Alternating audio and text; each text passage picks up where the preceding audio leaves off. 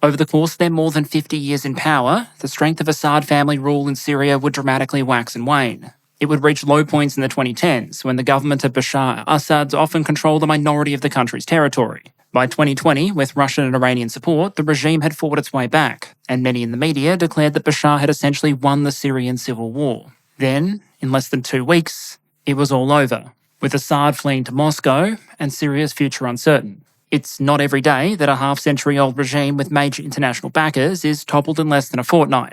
And so today, using the best information available, I want to ask how. With that comes a major caveat as to what this video is and isn't. What it isn't and can't be is a detailed study of the Syrian civil war as a whole. The story of Syria and its people is one that goes back to antiquity. It traces forward through the era of empires and colonialism, the Sykes-Picot Agreement, where France and Britain essentially partitioned control of the region. Because drawing mostly straight, arbitrary lines on maps is always a recipe for long-term political stability. And then, of course, the Syrian story continues through the Cold War, the rise of the Assad family, and eventually the beginning of a Syrian civil war that's believed to have killed hundreds of thousands, displaced millions, and divided the country between a kaleidoscope of domestic and foreign interests. It's a very human story that deserves to be told properly, in depth, and preferably by those who really understand and have experienced it. And so today, I'm going to be focusing on some much narrower but still incredibly significant issues, namely how the Assad regime fell and its potential geopolitical implications for certain countries like Russia. To do that, I'll start with a brief overview of what we saw happen over the last 2 weeks, and then dig a lot more into the why. I'll look at 3 major factors that likely came together to produce the dramatic results we saw, and then, as we wait for the smoke to clear a little bit more on Syria's future and the winners and losers of all this to become apparent, I'll reflect on the implications for one country where some of the results are already clear, asking whether we may have just seen Russia's 21st century Afghanistan moment, and what the collapse of its ally might mean for Russia's strategic position and power projection. But before we jump into all of that, a quick word from a sponsor. And so today, let me once again welcome back returning sponsor, Private Internet Access. Now, whether you're browsing defense economics content on YouTube or trying to hack together a command and control system under adverse conditions, hopefully we all agree the internet can be a pretty useful thing. But at the same time, trying to protect your privacy in a world of big data and global connectivity isn't always the simplest thing. So then you might want to look for tools that could help if risk ever gets too close to reality. You don't put seatbelts and airbags in a car because you expect everyone to treat the freeway like a game of dodgem cars. But if something ever does go wrong, you're probably going to be happy they're there. Similarly online, you might want to browse carefully and use something like a VPN.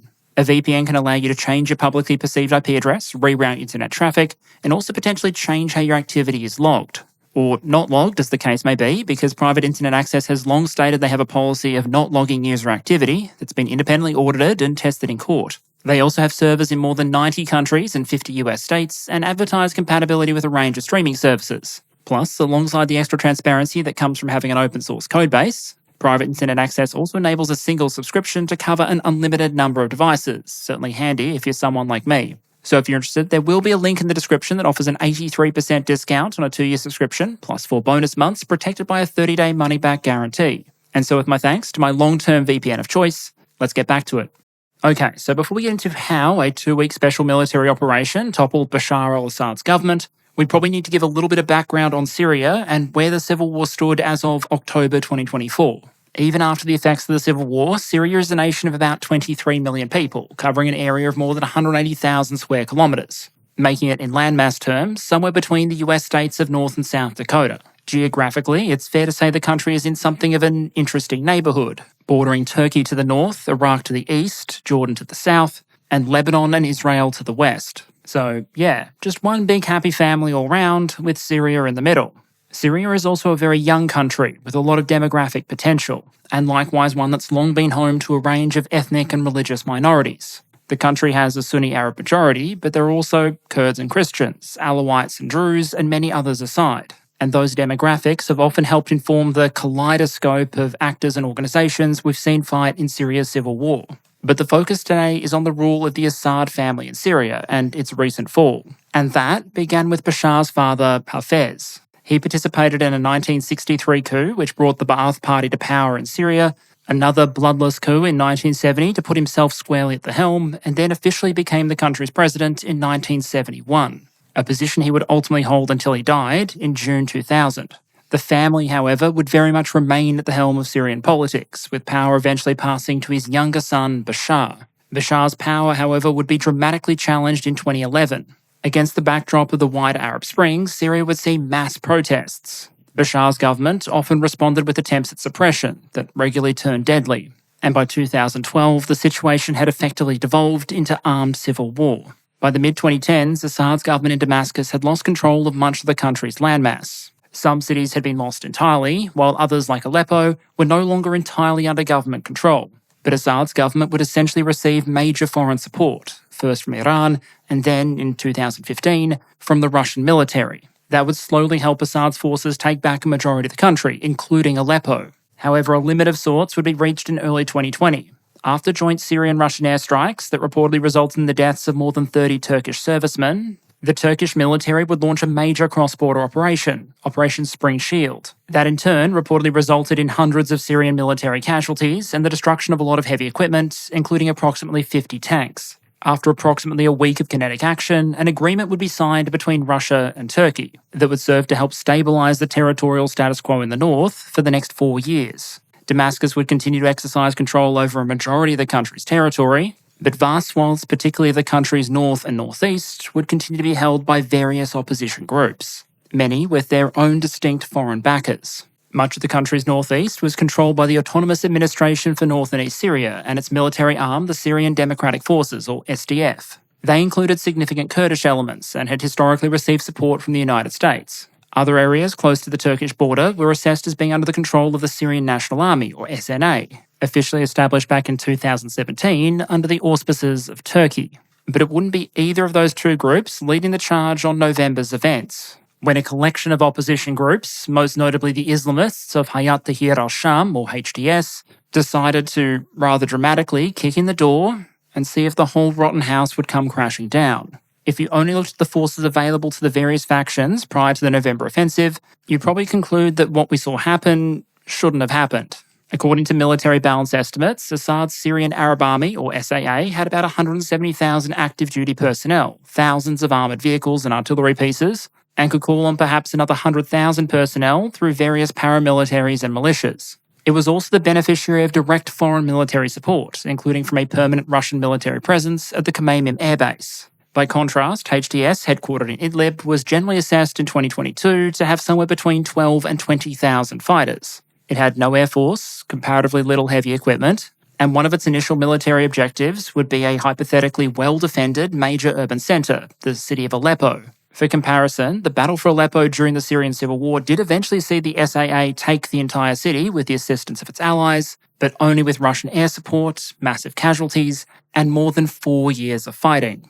This time around, the city fell in 2 days. The opposition is generally accepted to have commenced defensive operations with ostensibly limited goals on the 27th of November, officially stating their reason for doing so was as a response to the increased shelling of civilians in the Donbass, the Aleppo countryside. By the 29th, much of Aleppo was assessed as being under their control. By the 30th, they held the city's citadel, and other groups, including the SDF, had begun to make their own movements. The next major HTS objective was the city of Hama. It's really worth emphasising here that Hama was not a soft target. The SAA had successfully fended off so many opposition offensives against Hama between 2012 and 2017 that the term Hama offensive is a bit of a meme and has its own Wikipedia disambiguation page. Basically, this was an objective the opposition had thrown themselves against so many times in the past that it probably would have won the Luigi Cardona stamp of approval. But this time, as it turned out, things were going to be different. Video, images and reporting from the time indicated that Hama received significant reinforcements. There were reports of Russian airstrikes and rumours that the SAA was planning a major counteroffensive to be launched from Hama. There would be a counterattack and a series of Russian airstrikes on the 4th of December.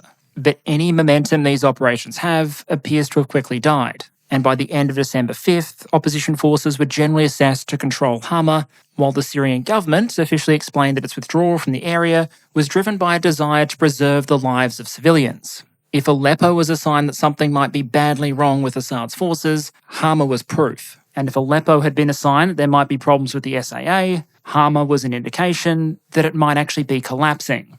And that potentially served as a bit of an indication to any armed group in Syria that had been waiting for their moment to decide and try and seize it.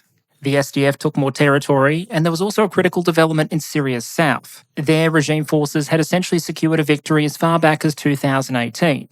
At the time, large numbers of southern fighters and organisations were officially reconciled with the Assad regime. With the wind now blowing firmly in the other direction, it's remarkable how quickly many of them seem to have unreconciled. Not only did the various forces of the so-called Southern Operations Room decide to take up arms against Assad's government, but they came in off the proverbial bench with a steel chair and were reportedly the first forces to make it to Damascus. And with just about every possible opposition force piling in, the military collapsing, foreign support insufficient, and troops now in the capital itself, by the 8th of December, it was probably game, set and match for Assad's government. The man himself had fled Syria for Moscow, Damascus was taken, and the world was witness to a broadcast on Syrian state television in which a group of opposition leaders declared their victory. For the SAA and Bashar's regime, it was a sudden and stunning collapse. And the question I want to move to now is why and how it may have happened. And I think the best place to start is with the Assad regime itself and the areas of Syria it controlled. Because while arguably the very nature of frozen conflict hid some of the symptoms from the world,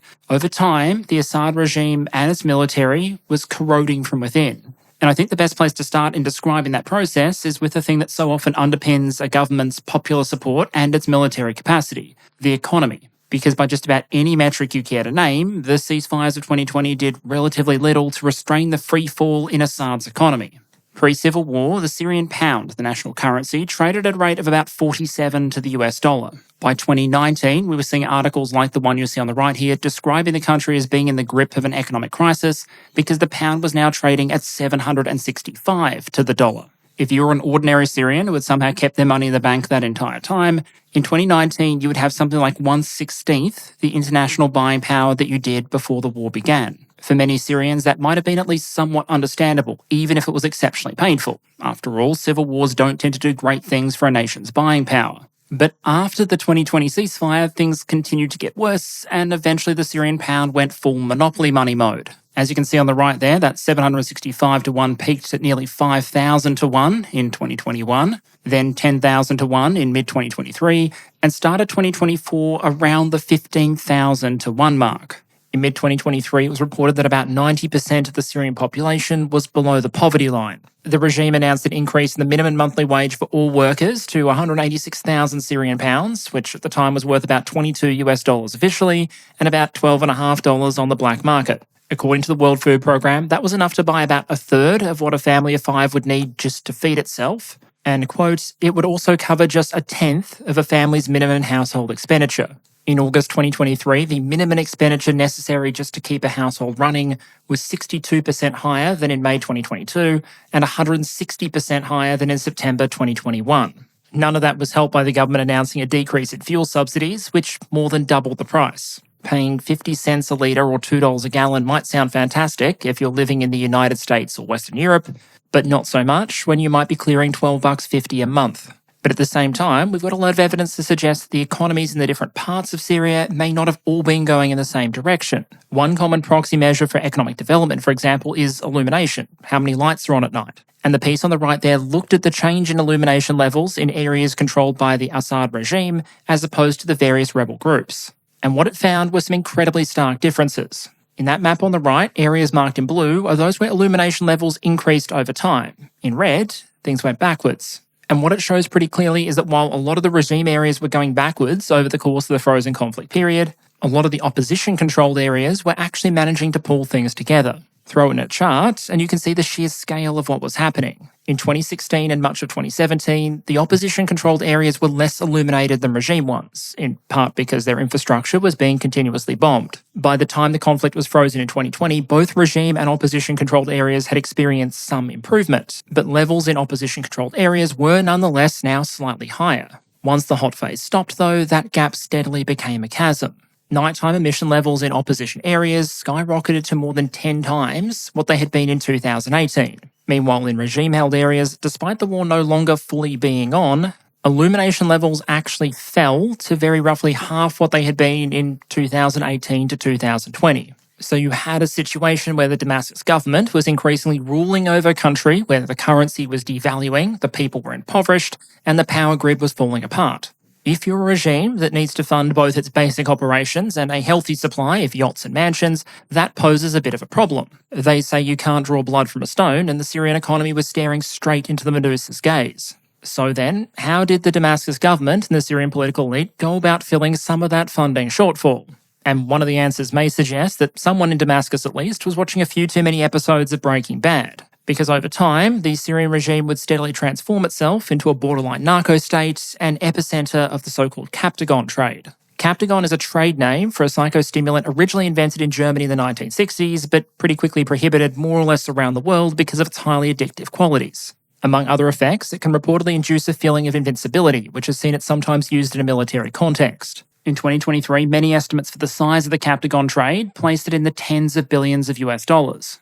And about 80% of that reportedly came from Syria. According to a UN report, Syria was the epicenter of the trade, with a majority of exports going to other parts of the Middle East, countries like Jordan, Saudi Arabia, and the various Gulf states. Data from Iraq, arguably not even the primary target market, reveals the scale of the ramp-up.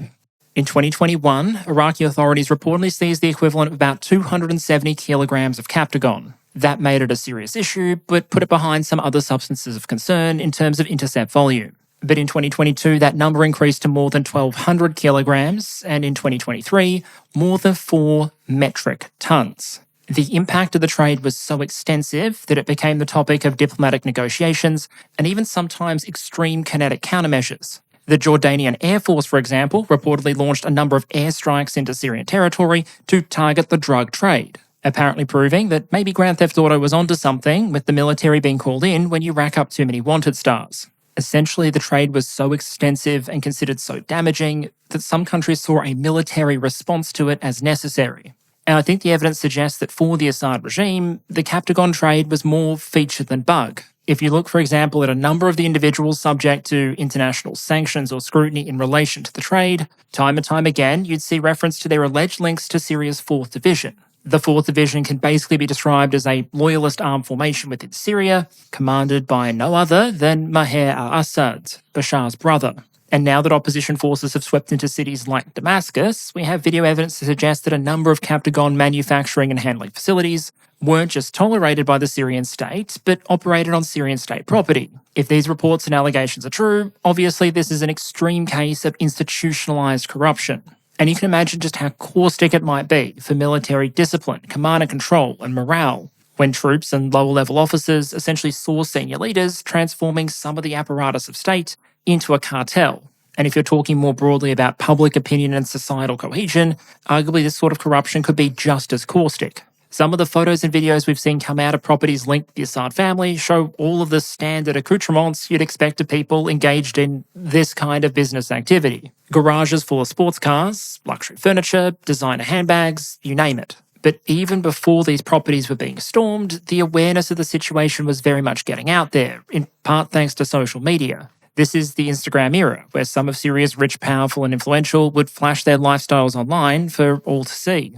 And one imagines for some, amongst a population that was often struggling to eat, that might have been a rather bitter pill to swallow. All of this isn't to say that economic decline and corruption made it impossible for the Syrian regime and its armed forces to fight. That's absolutely not the point, and seldom how corruption works. After I did my video on corruption and the way it affected the Russian military, one of the common responses I saw was to suggest that the video was wrong or had aged like milk because Russia was still able to carry on the war in Ukraine. But corruption doesn't guarantee that a force, a country, or an organization is going to be unable to fight or carry on its basic mission. Instead, what it can do is corrode it from the inside out, make it more brittle, and go some way towards explaining why it might be much less effective than the raw resources available to it might suggest. Corruption can help explain why the Russian military massively underperformed its on-paper resources in the war in Ukraine. And in Syria, arguably that economic and corruptive rust ran far deeper and more extreme.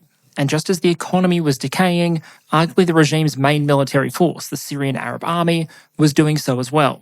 Pre-civil war, on paper, the Syrian Army was more than 200,000 strong and had one of the largest armoured forces in the world. But once war broke out, that on-paper strength would rapidly be broken down. One major problem for the Assad government from the outset was there were a lot of troops and officers in the Syrian armed forces that may not have been massive fans of the Assad government or orders to fire on their own people. And so attrition, driven by both defections and combat casualties, was extensive. To quote from Run Report, in 2013, 2 years after the first anti-government protests began, the Syrian Arab Army was estimated to have lost half of its pre-war strength to defections and combat deaths. The same year, Holiday assessed that Damascus could reliably deploy approximately 65,000 soldiers across the SAA, including Republican Guard and Special Forces units. These numbers were roughly in line with opposition assessments that 1/3 of the original SAA, or 75,000 men, had been deployed.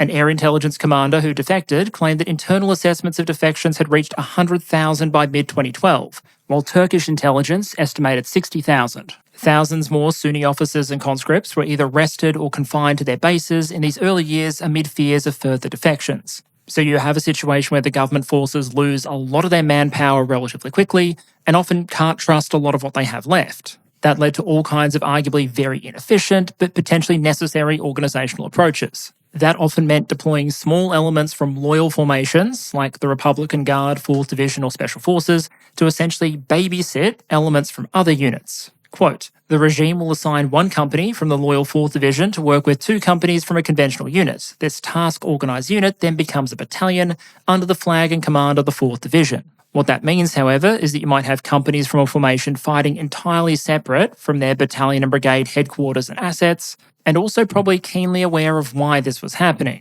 Obviously, nothing builds esprit de corps and a spirit of sacrifice, quite like knowing those allied troops are as likely to shoot you as the enemy. Alongside manpower attrition, the regime also rapidly burned through a lot of its pre-war equipment and munitions. Relatively quickly and infamously, we saw the regime resorting to weapons like barrel bombs, where a piece of piping or a barrel was filled with high explosive or some other payload and then pushed out the back of a helicopter. As you can see on the right there, Russia Today actually ran an article claiming the whole barrel bomb thing was fake news, and what we were really looking at were residue from IEDs. That story was later quietly deleted, however, and by 2021, the Syrian Network for Human Rights estimated that the Syrian government had dropped roughly 82,000 barrel bombs. All this arguably just one illustration of the fact that by 2015, the Syrian Arab Army had suffered heavy casualties, burned through a lot of its equipment and munitions, and only controlled a minority of Syria's internationally recognised territory. Once you get to 2015, however, Iranian and Russian intervention really starts to change the game for the SAA. Suddenly, the regime's military had access to more of just about everything, from Russian air support to long-range missiles to technical advisors, and a massive influx of equipment. The following is a non-exhaustive list of equipment the Russian government is believed to have supplied to Assad.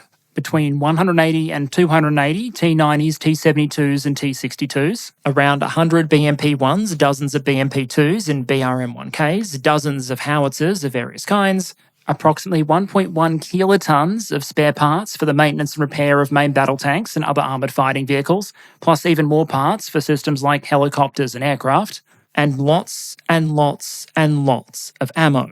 That image on the right there, taken after the Russian intervention with the soldiers standing atop a massive pile of expended missiles, should probably give you an idea of the scale here. For the Syrian army, Russia's play was going to be a new lease on life, a source of just about everything, from money to manpower to munitions. And the end result by 2020 was some times where we saw the Syrian military arguably perform kind of okay. The Syrian army did grow very used to relying on things like massed artillery fire and Russian air support in order to break up opposition offensives, but as some commentators noted, we also had some examples of the Syrian Arab Army fighting more or less without its hand being held. There are a couple of cases we could look at, but one relevant example might be right after the Turkish intervention in 2020. And regarding that time, the following is a quote by Gregory. For 8 days in February 2020, regime forces operated largely without Russian fire support as Turkish artillery and airstrikes rained down on their positions and opposition infantry attempted to advance. Turkey's imposition of a no-fly zone over Idlib shut down the Syrian Air Force, while Russian airstrikes were concentrated just on a few critical frontline areas. More than 400 soldiers were killed in those 8 days, including the entire command room of the 124th Republican Guard Brigade. It was one of, if not the deadliest week for regime forces in the entire war. Despite this, regime units were able to repel multiple opposition attempts to take Sakib and largely held their ground in southern Idlib. End quote. In other words, at least in one case in 2020, regime forces were at least briefly able to hold back an opposition offensive. They stood, they fought, they took heavy casualties, but ultimately they held. Cut to 2024 though, and we saw something very different. The rapid change in territorial control that we saw seems to suggest that this time, whenever sufficient pressure was applied, the Syrian military folded. And that's not just a baseless assertion, we have plenty of evidence that that's exactly what happened. Amidst the hours and hours of combat footage that I and others have gone through, this case, which unfortunately I can't show in full on YouTube, arguably serves as a bit of an extreme illustration of just how extreme this phenomenon might have gotten. What you can see there on the south of the town is a small group of opposition light motorised infantry, basically a couple of blokes in a truck, approaching the town at high speed. They appear to pull into the rubble, dismount, and begin to engage. And it's at that point, facing machine gun armed technicals and a couple of angry dismounts, that it rapidly becomes clear just how much stuff was defending this town. Infantry emerge from the buildings and start running. And then, if you look to the upper left-hand corner of the image, you then get to see a tank pulling out of that concealed position, pop its smoke generator, and begin to run. If this was a tabletop war game, one team would probably be storming the umpire's room by now. Because what this looks like on paper is a small group of infantry armed with small arms successfully assaulting a dug-in position equipped with heavy armour. If you want to get a sense of how great the morale and will to fight mismatch may have been there, think about what it takes to be willing to charge a tank on a Toyota versus what it takes to be sitting in a tank, see an approaching pickup truck, and decide the only logical approach is to flee in terror. Of course, individual anecdotes are just individual anecdotes, and drone footage can be deceiving. But at a much more macro scale in the visually confirmed loss data, we see a very confronting pattern play out. Even if you only look at SAA equipment losses that we have visual evidence for, the numbers are astonishing.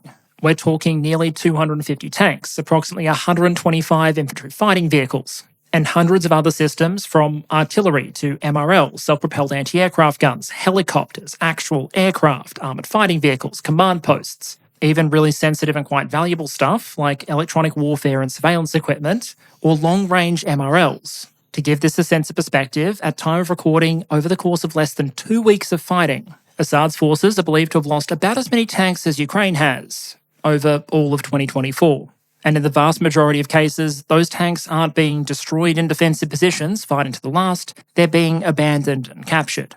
What you can see on screen here is a chart showing the visually confirmed tank losses for Syria, Russia, and Ukraine respectively, splitting those losses up between vehicles that are captured, abandoned, or damaged and destroyed. For Ukraine, nearly 80% of their tanks fall in that damaged or destroyed category. For Russia, the number is around 75%. But for Assad's forces, captured vehicles outnumber all other types of losses by more than 20 to 1. That would be statistically consistent with a force which isn't exactly staying and fighting to the death. And so beyond just those economic and corruption factors we discussed before, is there anything else that might explain how the SAA became this fragile? And here there are a lot of elements we could talk about if we had the time, like the rise in importance of militias and private armed outfits.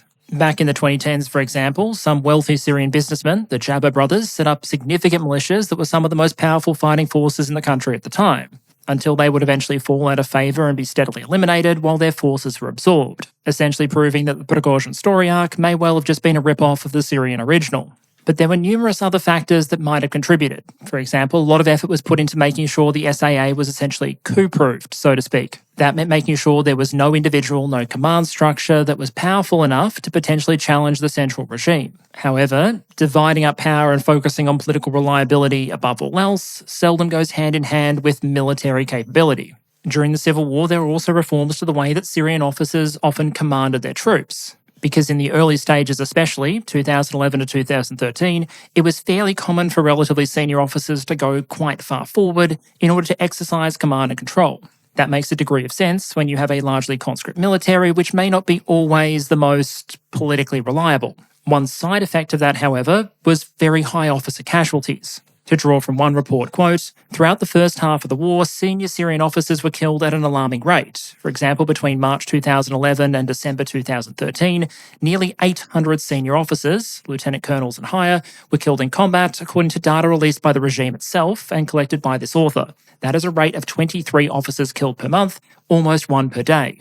Many of these were unit commanders and deputy commanders, some killed due to assassination attempts, but many from participating in frontline combat and being trapped alongside their units during opposition advances and sieges. According to some reports, the Russians then looked at this and said the Syrians were clearly doing it wrong. Quote, "The Russians began to change this institutional practice in 2018, making senior leadership lead from the rear so as to lower the risk of dying.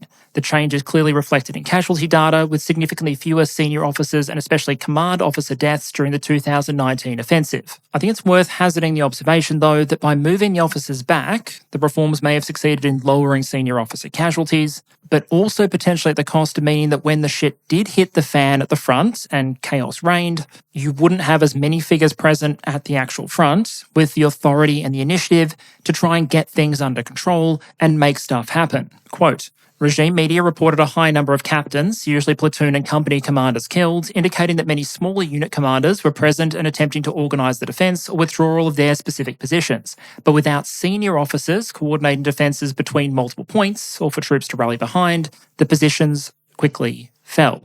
I'm not sure it's safe to overemphasise the importance of that particular reform, but think of it as just one additional piece in this broader jigsaw. Also worth noting was that after many long years of fighting, and with the economy in the shitter, the Syrian army had gone through a period and was still going through a period of demobilisation. According to a researcher at the Oman Centre for Strategic Studies, between 2023 and May 2024, the Syrian army might have discharged as many as 25,000 soldiers and 3,000 officers. This continued a process which had been ongoing since 2020, when many brigades were steadily moved back to their bases, soldiers allowed to move back into civilian lives, and in particular, many of the most veteran officers and soldiers who by that point often will have been fighting for years and racked up significant combat experience were allowed to leave the military. Technically, a lot of these veterans passed into the reserve and would still be liable for call-up in time of emergency, but unless you're a country like Finland or Israel, mobilising all your reservists isn't something you can do in a matter of hours or days. And in this case, hours and days are all the Assad government ended up having.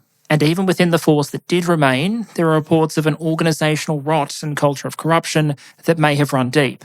There were reports of complaints by Syrian soldiers about officers stealing soldiers' food and fuel supplies, demanding bribes to allow soldiers to take leave, or in some cases, taking bribes from soldiers to say they were turning up for duty when they never actually were and were instead working civilian jobs the entire time, leading to ghost soldiers in the ranks. There are allegations of commanders ordering soldiers to loot antiquity sites instead of establishing defensive positions, cooperating with smuggling efforts, as well as anecdotal claims covering just about everything from looting farmers' crops to commanders bringing female entertainers to their officers at the front. Presented individually, none of these pieces of evidence present a particularly complete or compelling picture. But put them all together and we can say with at least a limited degree of confidence that the Syrian Arab Army of November 2024 was a much more brittle, corroded force than it might have been in the past. But those compounding economic, political and military weaknesses may not have mattered as much if it wasn't for factor number 2. Namely that in November 2024, Assad's forces wouldn't be able to rely on anywhere near the same kind of foreign support that they'd received in previous years. As we arguably saw in Afghanistan, a lot of military weaknesses can be covered up as long as there's sufficient foreign support presence. The weaknesses only really become visible when that support is suddenly withdrawn. And for the better part of a decade at this point, the Assad regime had been a significant recipient of foreign military and financial support. Their key actors had included Russia, as well as Iran and its proxies like Hezbollah. In almost every case, though, the support that Damascus could expect to receive from those sources in late 2024 was very different than in the mid-2010s. Russia, for example, as we flagged earlier, entered the Syrian civil war swinging. There were long-range missile strikes from as far afield as the Caspian Sea, the large-scale deployment of Russian air power, thousands of troops were sent overseas. The scale of munitions and military equipment supply was enormous, and a number of top-tier Russian units and capabilities, from air defense units to special forces, would be deployed and leveraged in Syria. Some observers described Russia's military intervention in Syria as the country's military re-entry to the world stage. And Russia had every incentive to use it as an opportunity to show off Russia's military capabilities and make sure that it was successful. For some strange reason, though, in February 2022, Russian military priorities appear to have shifted, and with them, the nature of the Syrian deployment. Command-wise, Syria arguably became a bit of a dumping ground for Russian senior officers that had failed in Ukraine. The commander of Russian forces in Syria during these recent events, for example, was General Sergei Kisel. He's the bloke who'd been commanding Russia's elite First Guards tank army during the early stages of the 2022 invasion, and after such impressive military feats as not capturing Kharkiv and getting some of Russia's better units chewed up, he was reportedly relieved and sent to command in Syria, where, a bit more than 2 years later, he would once again be relieved for incompetence. I'll leave it to the viewers to place their bets as to where that means he might be sent next, or given that reportedly such Russian military legends as General Muradov and Lapin have since reportedly become the Deputy Commander-in-Chief of the Russian Ground Forces and Commander of the Leningrad military districts, respectively, all outcomes are probably on the table, from prison sentence to promotion. The core point is that between 2015 and 2024, Russia's deployment to Syria very much changed from being a sending their best to a sending the rest situation. Likewise, some in-demand capabilities were scaled down in Syria and redeployed to support operations in Ukraine. They included everything from air defence systems to special forces to fighter bombers to precision-guided munitions for them. While in other cases, capabilities were no longer present because they no longer existed. During the early stages of its intervention, for example, Russia had deployed its only aircraft carrier, the Admiral Kuznetsov. But that vessel was subsequently assigned to other duties, like catching fire repeatedly. While some reports suggest that some of the ship's crew may have been turned into a naval infantry battalion and sent to Ukraine. The long and short of it is that Russia did still have troops and capabilities in Syria, and it was launching airstrikes until basically the final buzzer. But the scale and quality of what was present looked very different than it had in previous years. Another key military backer for Assad's government had been the Islamic Republic of Iran and its proxies Hezbollah. These forces hadn't just provided general resources and technical assistance, they'd also provided ground combat support. According to one report, for example, during a single 2013 offensive, Hezbollah committed somewhere between 1,200 and 1,700 fighters to support the Syrian government operation. Most of those troops were reportedly seasoned veterans drawn from some of Hezbollah's special forces units. And as you can see with the map on the right there, they dramatically transformed the position of the Assad forces in the area by launching an attack from Lebanon, essentially allowing the Assad forces to outflank their opponents on a national scale. Similar to Russia, though, Iran and especially Hezbollah have undergone something of a change in circumstances since 2013, with perhaps the most decisive element being the escalation of conflict with Israel. Tehran would expend a significant number of missiles and resources attacking Israeli targets, as well as trying to resupply its proxies. It would take losses from Israeli airstrikes in turn, and as for Hezbollah, their casualties during the escalation with Israel are generally assessed to have been extensive. Much of the group's senior leadership and many of its veteran troops became casualties. Many of its resources were destroyed, and there was the whole minor detail of a supply chain attack, which led to a bunch of pages and communication devices exploding. There are even reports that Hezbollah and Iran might have attempted to send additional support to the Assad government, but that those efforts were at least partially interdicted by the Israeli military.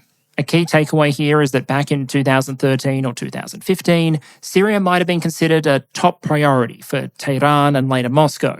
It came at a time when the strategic imperative to intervene there was obvious and the resources were available. But since that point, a lot of Assad's allies have arguably overextended a little, committing a lot of their resources to other, more immediate fights that have considerably undermined their ability to respond. Instead, this time, as the opposition offensive played out, reportedly one of the first things we heard from the Russian government was a public urging to the Assad government calling on them to stabilise the front, which is basically diplomatic language for WTF guys, sort your shit out. And that meant that this time, unlike so many times in the past, the survival or fall of the Assad regime would come down to the fighting quality of its forces. And as we just covered, they were deeply infected with some serious ANA syndrome.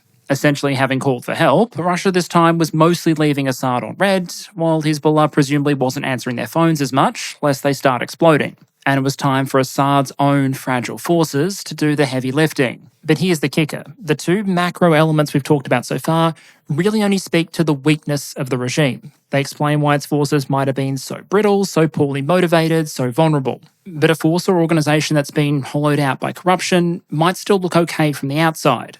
But kind of like a building put together using discount materials and the dodgiest contractors possible, a brittle force is often only likely to become a collapsing force if significant external pressure is applied. For a building, that might be a natural disaster. For a military, a hard-fought campaign. And so I think a third element in the rapid collapse of the Assad regime and its military might have less to do with them and more to do with the forces who are coming after them and the capabilities they brought to the table. A relevant maxim here might be hard weapon, soft target, where the opposition forces, and especially those of Hayat Tahrir al-Sham, brought specific strengths to the table that quite viciously matched up against weaknesses in the SAA. For example, we can be relatively confident there was a massive morale and motivation mismatch here. We discussed before how morale probably has to be pretty low before you start having tanks run away from technicals, but if you flip the situation around, the whole scenario only plays out if there are blokes on the other side willing to charge tanks in Toyotas. And yet, anecdotally, it appears that things more or less exactly like that happened. While at a more macro level, we can assess that HTS forces more generally appear to have been willing to carry on the offensive even when they took casualties or were matched up against, on paper, superior opposing forces. They also may not have had much in the way of firepower, at least initially, but they do appear to have had mobility. In a lot of the footage and images of these events, some of the most common features are things like motorbikes and utes.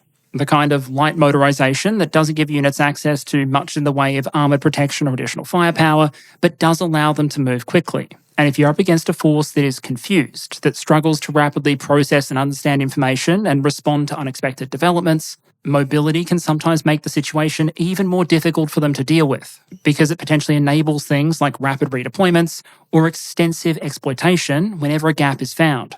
We also saw HTS bring a couple more specialised high-technology tools to the fight. One example here is the existence of a dedicated night fighting unit, the Al-Harari Brigade. As you can probably imagine, an organisation like HTS is really going to struggle to get access to night fighting equipment for the vast majority of its people. What HTS appears to have done then is concentrated a lot of the night fighting equipment it did have, as well as specialised training, on small, dedicated night fighting units. These guys could then specialise in resting during the day and fighting once the sun went down, and in so doing function as the de facto night shift for HTS offensives. Even if these specialists were relatively few in number, you can see a couple of potential payoffs there. Firstly, as history suggests, if you do have a mismatch in technology and training, even relatively small light infantry units can have a massively outsized impact when fighting at night. The other element is that even if the opposition is able to hold off the night fighting unit over the course of the evening, they're probably not getting much sleep. And if you're dealing with a force that might not be particularly long on morale and motivation in the first place, add an extra day or two of sleep deprivation and nighttime casualties, and there's every chance that morale might sink low enough to hit that critical breaking point. Against the regime that might have been hemorrhaging support and legitimacy because of issues like corruption and economic decline, the opposition appears to have leveraged tools like diplomacy and sleeper cells, reaching out to towns, groups, or even individuals to encourage them to take a deal and switch sides, while at the same time pre-positioning those aforementioned sleeper cells in places like Aleppo to build on the initial confusion. We even saw the opposition forces try and offset some of their shortage in heavy military equipment by seeking support from a not-so-willing donor, Assad's forces. We saw hundreds of cases of opposition forces capturing material from Assad's army.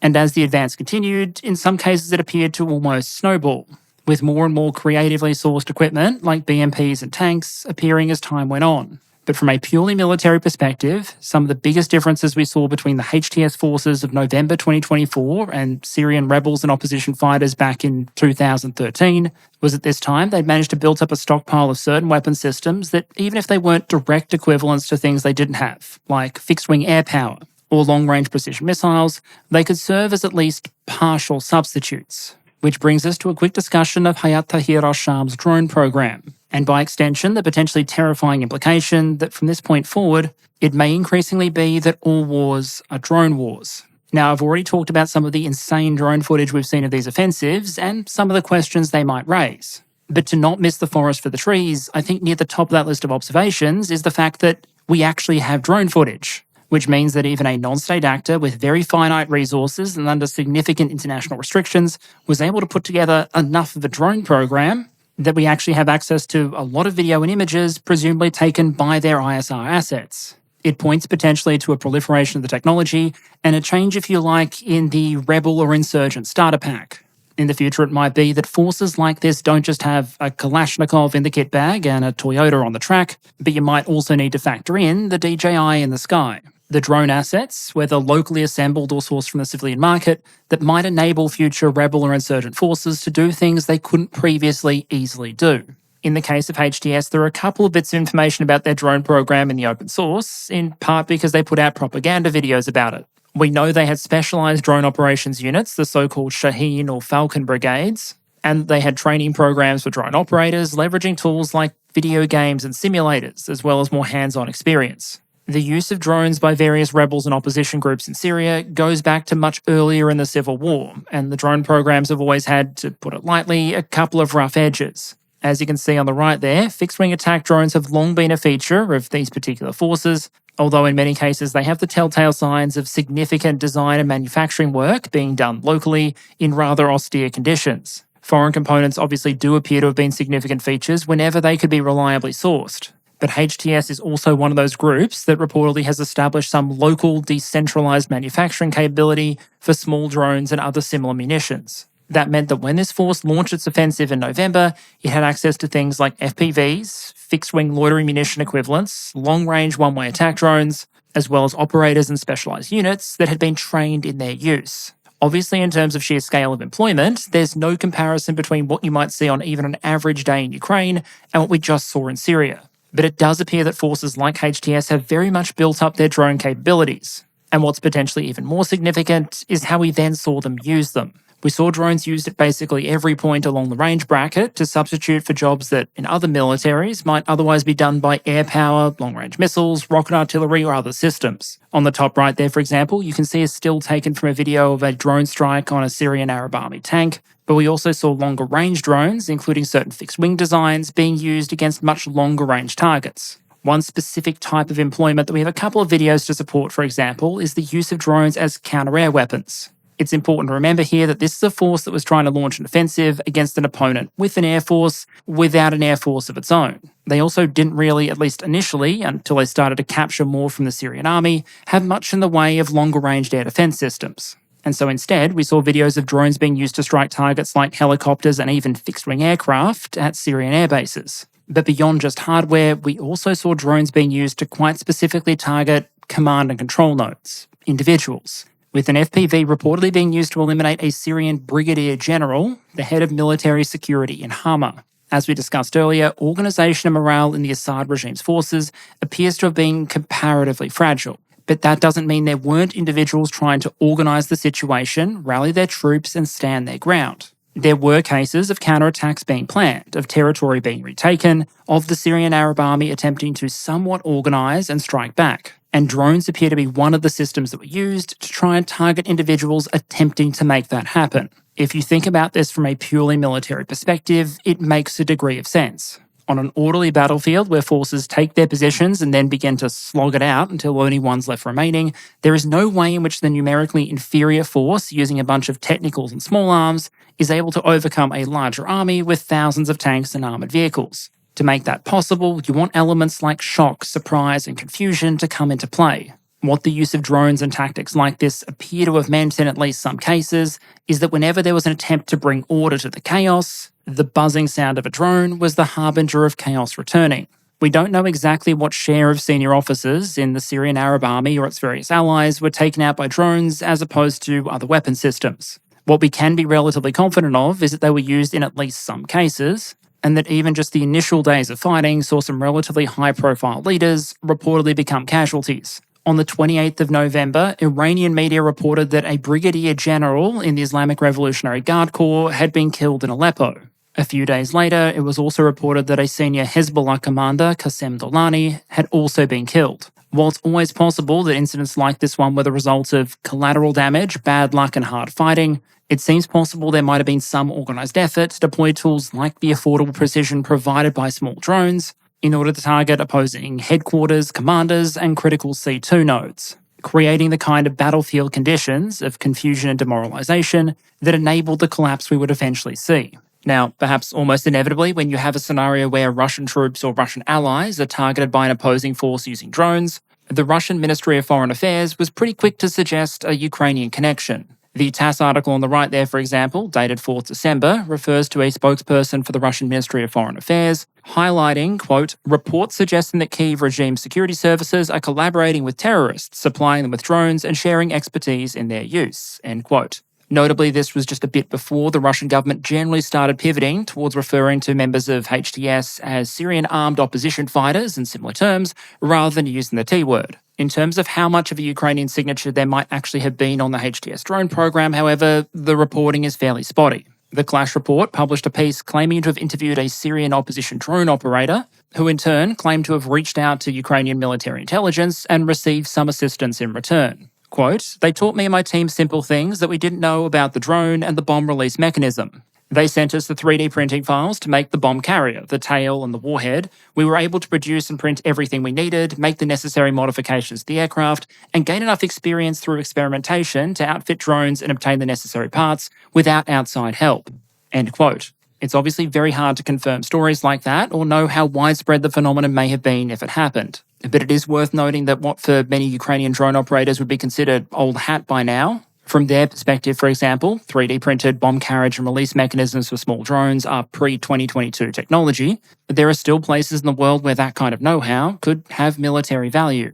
There was also a piece published in the opinion section of the Washington Post suggesting that in the lead-up to the opposition offensive, Ukraine may have sent as many as 20 drone operators to Idlib, along with a small supply of FPVs. Whether or not Ukrainian military intelligence may have seen an opportunity here to cause a lot of damage to Russian strategic interests for relatively little resource invested, I do think it's worth trying to keep the potential scope and impact of any kind of assistance in perspective. The Ukrainians may arguably be world leaders at the moment in some forms of battlefield drone usage, but they're not the only ones with some understanding of how this works. We have plenty of evidence, for example, of Syrian opposition forces launching long-range drone attacks against Russian air bases as far back as late 2017, an operation that reportedly inflicted casualties and damaged aircraft. So while the Ukrainians may or may not have provided some assistance in the lead-up to the recent operations, many of these Syrian drone programs have scale momentum that dates back years. And I think arguably all of this just provides one more data point, one more piece of evidence to suggest the world is running out of time before these kind of technologies become almost universally proliferated.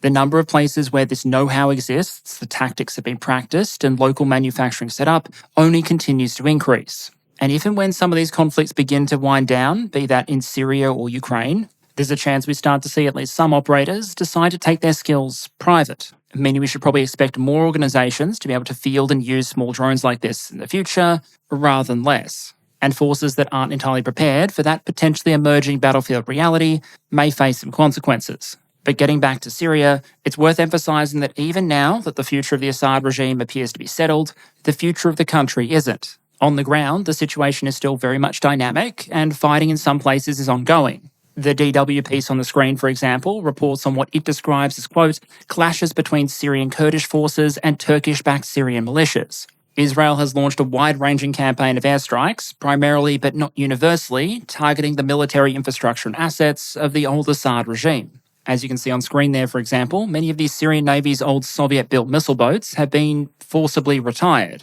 We've also seen Israeli troops move into Syrian territory, with the final planned scope of their operations still very much unknown. For its part, US Central Command also reports conducting dozens of airstrikes targeting ISIS camps and operatives in Syria. The official CENTCOM release says that the strikes were undertaken, quote, as part of the ongoing mission to disrupt, degrade and defeat ISIS in order to prevent the terrorist group from conducting external operations and to ensure that ISIS does not seek to take advantage of the current situation to reconstitute in central Syria. End quote. We also have announcements and video of other US strikes taking place in November and early December against a variety of targets, including what appears to be at least one case of an American A-10 engaged in some 30mm diplomacy. The point is that right now, Syria's political and strategic future remains very much up in the air, and there's a wide range of forces, domestic and foreign, trying to shape the situation. Understanding what the likely results there are likely to be and the potential impacts for the strategic interests that various countries have in Syria probably isn't something that's going to be entirely clear to us as external observers in the near future. But if we're trying to assess the big picture strategic winners and losers of the last 2 weeks' events, there is probably one country that we can talk about even now, because near the top of any list of countries that invested significant resources and publicity in supporting the Assad government is going to be Putin's Russia. For Russia, the intervention in Syria was a major strategic effort. It was a case of Russia dramatically projecting power well beyond its own borders. Putin publicly stated that the goals of the intervention was to stabilise what he described as the legitimate power in Syria, meaning of course Bashar's Russia-friendly government. And the resources they deployed to make that happen weren't exactly insignificant. By the Russian government's own figures, in just the first 3 years of the intervention, more than 63,000 Russian military personnel would gain combat experience in Syria.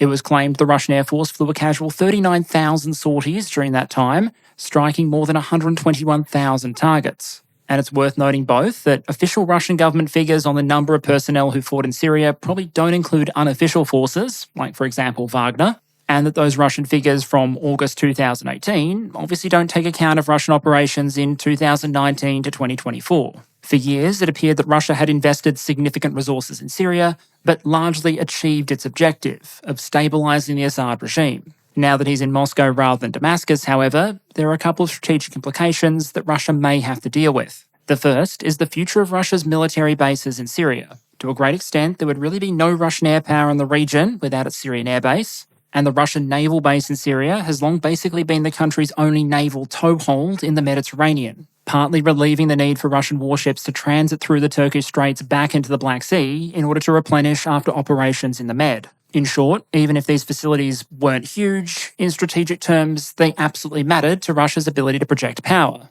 And now, even in a best-case scenario, their future probably hangs by a thread. At worst, Russia might be required by the new Syrian government to abandon the facilities entirely, essentially giving up one of the main benefits from supporting the Assad government in the first place. And even if Moscow is somehow able to negotiate an agreement that allows at least some Russian presence at these facilities to be preserved, despite the fact they'll be negotiating with people that were being bombed by Russian forces just over a week ago, it seems unlikely the Russian presence there would have anything like the same character that it did in recent years. They would presumably no longer be surrounded by the forces of a government that was dependent on Moscow for its very survival, but instead former opponents that might, at any time, be tempted to make a deal with one of Russia's many enemies in order to improve their own strategic position. We can also be relatively confident that with the sheer amount of heavy equipment captured by HTS and other forces from the Syrian regime during the recent offensive, that both these facilities would perpetually sit under the guns, so to speak, vulnerable to being bombarded, attacked, or overrun at a moment's notice if the diplomatic situation ever devolved.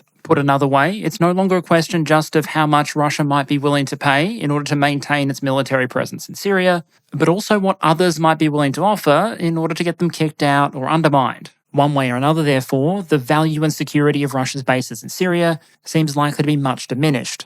And that matters for Russian logistics and power projection capacity well beyond just Syria itself.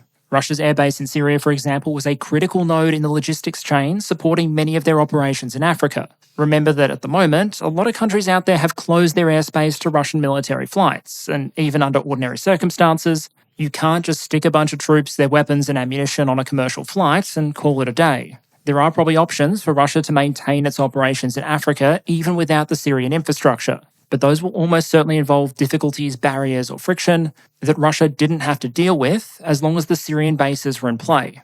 Then there's the question of what defeat in Syria might mean for Russian influence in the region, because in recent years a lot of Russia's bargaining power and influence in the region came from its military presence and influence in Syria. Russian aircraft and air defense systems were something that anyone who wanted to operate in the area had to respect and be aware of, and we saw Russian state media talk quite openly about some of the dynamics that created. In 2023, for example, you had that article on the right there from Russian state media referring to comments by Netanyahu that seemed to imply that one of the main reasons Israel limited the amount of military support it provided to Ukraine was because Israel needed to do a deal with Russia to enable the Israeli Air Force to operate in Syria. If Russia is forced to pull out military assets, however, you have to imagine that some of that regional clout will go with it. It's arguably just a reality of the region and geopolitics in general, that often you can command a lot more influence with a kind word and an airstrike than with just a kind word. This is where that point around precarity really potentially comes into play, because even if Russia is able to negotiate to retain some sort of military presence in Syria, if in the future it decides to try and use that military presence to try and pressure another actor in the region, there's always the possibility that the pressured party might dial up Damascus and try and cut them a deal to kick the Russians out, or even just arrange for a couple of mortar rounds to be dropped on one of the Russian bases to remind them the world has changed. Plus, you have to imagine there might be some governments and actors out there that tend to look to Moscow to guarantee their position, who might be looking very closely at what just happened to the Assad government. To greatly oversimplify things, you could argue that from 2015 to November 2024, it might have looked like, through the Syrian example, that Russia had demonstrated the capacity and the willingness to support and prop up its friends. That potentially cast Moscow in the role of a reliable security partner. Even with the collapse, we've seen some Russians apparently trying to salvage that reputation. When the news broke that Bashar al-Assad had made it to Moscow, for example, a Russian ambassador in Vienna was quoted saying the following: "Breaking news, Bashar al-Assad and his family in Moscow. Russia does not betray friends in difficult situations." End quote. In one narrow sense of the words, that may be true. Russia has enabled the personal survival of Bashar and his immediate family, and presumably now allowed him to become a member of the overthrown rulers' club in Moscow alongside Viktor Yanukovych. But arguably, in another, much wider sense, those words absolutely don't hold true. Because while Russia didn't abandon Bashar al-Assad the person in his time of need, they absolutely abandoned the shit out of his government. At a time when Assad probably needed the maximum possible amount of Russian military support, Russia would fly a number of airstrikes, but its public position in early December was that the Syrian government really should restore order as soon as possible, and that, according to Dmitry Peskov, quote, "We are analysing the situation and a position we formed on what is needed to stabilise the situation." End quote. Cut forward 10 days, and Russia would be publicly talking about negotiating with the new powers in Damascus. There are a number of interlinked questions here, ranging from whether or not Russia actually wanted Assad to fall, whether it could have prevented him falling, and if the answer to that question would have been different if the country wasn't currently engaged in its war in Ukraine. As best as we can tell, I'd suggest the answer to the first question is that no, Russia didn't want the Assad government to fall. It simply wasn't in a position or wasn't willing to do what it took to keep him in power. Only days ago, Sergei Lavrov was publicly saying, referring to HTS, quote, "We are trying not to allow terrorists to prevail, even if they say they are no longer terrorists," end quote. Damascus fell about 12 hours after he said that, and we started to get videos of Russian convoys on the move in Syria, while in cases like this one, people lined the streets to give them the finger and wave shoes at them. I'll leave it to the audience to decide whether or not this represents a kind of Afghanistan moment for Russia. But whatever the case, it probably wasn't a high point for Russian prestige. If Russia had truly wanted Assad out, it probably wouldn't have been publicly pinning its reputation on him and flying military strike missions up until those final moments. The answer to the next question then, of whether or not Russia could have prevented this particular outcome, is obviously more uncertain. We can't be entirely sure what would have happened if Russia had thrown a lot more military and economic resources at the problem, including before the offensive began in the first instance. But given the relatively light nature of a lot of these opposition forces and the way we often saw the fighting play out in previous years where Russia was more militarily active, it seems reasonable to suggest that if Russia had been willing and able to allocate the necessary resources, they probably could have shifted the needle on this particular outcome. But with the war in Ukraine raging and Assad's military so badly hollowed out, it's not entirely clear that Russia really had the capacity to pull quality combat units, air power and resources out of Ukraine to commit them to a potentially long-term fight in Syria against a resurgent opposition. In 2015, that kind of commitment may not have been that much of an issue. Syria was pretty close to the top of Russia's priority list. But in 2024, the war in Ukraine has essentially become a gaping black hole, sucking in whatever military resources Russia is able to pour into it. Plus, it's also made Ukraine a more motivated and active geopolitical adversary. Kyiv, for example, has already publicly announced that it's willing to start supplying grain to Syria, potentially acting to offset any fall in Russian shipments. One way to characterise all this then might be that even if Russia wasn't engaged in a full-scale war in Ukraine, it still might not have chosen to reinforce Assad at this critical moment. But because of the war in Ukraine, the Kremlin was probably working with a much diminished set of practical options. And if there's any truth to that analysis, you could argue that Syria may now get chalked up as yet another cost of Putin's 2022 invasion. Along with the likes of Finland and Sweden joining NATO, a jumpstart to Western rearmament, hundreds of billions of dollars worth of Russian assets being frozen overseas, while hundreds of billions more were channeled into a war effort, which has so far massively depleted Russia's reserves of old Soviet equipment, cost hundreds of thousands of casualties, reshaped the economy, pushed interest rates to 21%, significantly undermined the country's access to the lucrative European gas market, undermined its foreign influence, all in order to not entirely conquer 4 regions of Ukraine. In the coming days and weeks, a lot of eyes around the world are likely to remain trained on Syria. We'll all be waiting to see what exactly the new Syrian government looks like and how various countries around the world choose to respond and engage with it. US Secretary of State Blinken, for example, has already said that Washington is in direct communication with HTS, despite still listing them as a terrorist organisation. And so the list of unknowns here runs very, very long. It serves as a kind of reminder that through history, there have been long stretches of time where it feels like very little happens, followed by days where it feels like years happen. And in just the last 2 weeks, it certainly does feel like more than 13 years of history has suddenly come to a head. I think it also serves as a warning and reminder of the potential dangers that things like corruption and the hollowing out of institutions can pose to organisations, governments, and militaries. It reminds us that even organisations that might look solid on the outside can become desperately brittle on the inside. And of course, that there can be a massive difference between a frozen conflict and an ended conflict, with it being entirely possible for war to remain mostly frozen for years until the factors keeping it that way slowly drop away, and all of a sudden things thaw and history happens. And okay, brief channel update to close out. The first thing to say up front is this is obviously a very important topic, and I'm very glad I decided to hold off a week before covering it. In the end, that turned out to be the difference not between a couple of battlefield positions being exchanged, but the fall of the Assad government as a whole. Even with that change taking place though, I hope you understand why I chose to try and narrow this video. The political, strategic, even humanitarian situation in Syria remains deeply uncertain and very dynamic. It's also a situation where it's seldom as simple as pointing to different factions on a map and declaring them the goodies or the baddies respectively. So I'd probably caution people when talking about this war against falling into the trap of oversimplifying it. At the same time though, there's absolutely no doubt in my mind that we've just seen history made, and I hope you took something out of the video.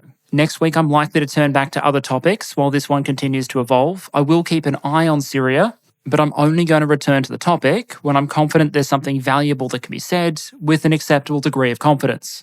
In the meantime, just let me thank you all as always for your ongoing engagement and support, and say that I hope to see you all again next week.